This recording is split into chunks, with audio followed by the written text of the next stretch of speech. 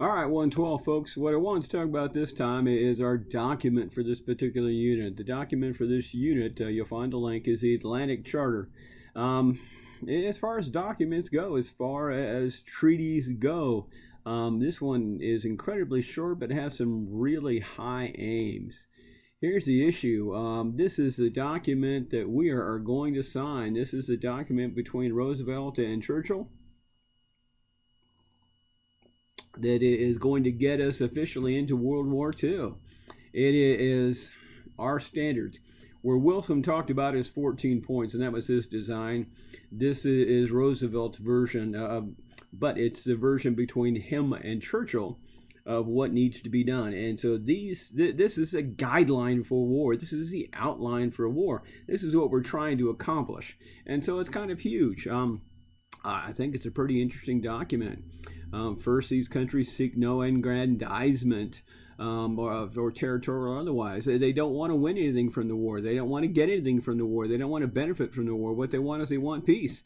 They desire to seek no territorial changes that do not occur with the freely expressed wishes of the people concerned. We're not going to establish colonies. We're not going to change borders.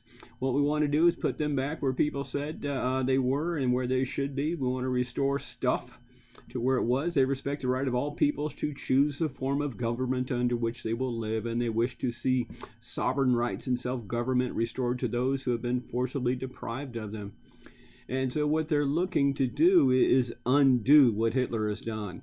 We're going to have to go ahead and build Japan into this. But what this is our promise to go ahead and defeat Hitler, defeat fascism via Mussolini.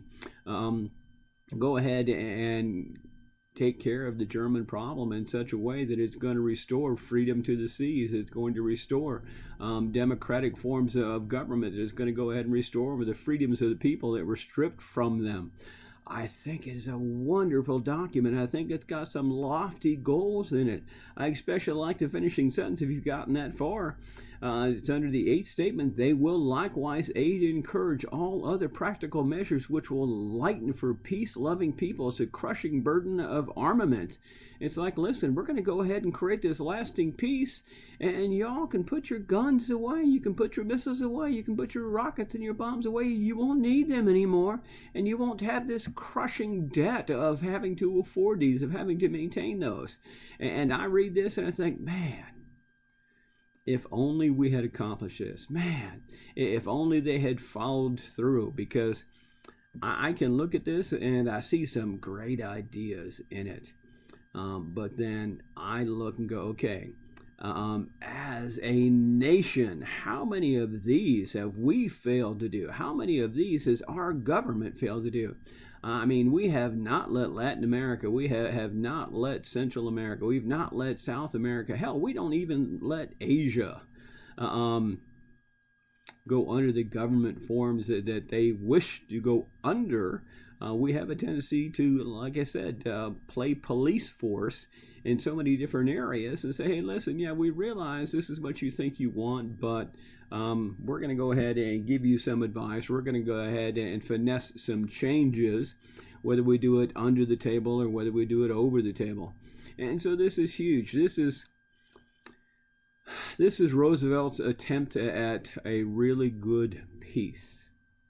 And so I want you to take a look at that and see what it is that we want out of this, what it is that he's trying to achieve, and does this actually bind us to some things after World War after World War II, that are perhaps still part of our policies today, that are still part of how we're involved on an international basis on the world. So make sure that you take a look at it and see what's there.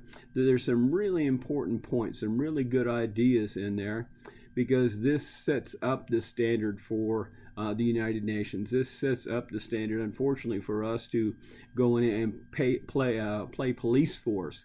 But it also sets up the standard of cooperation here in North America and across the world, and even with Britain along the way. So it creates a dynamic for operation. This is where NATO is going to come in. This is where United Nations will come in. This is where, quite a few things start to happen together. but it's our guideline for the future and for the war. All right, make sure you take a look at it. Make sure you pay attention to the due date. Thank you.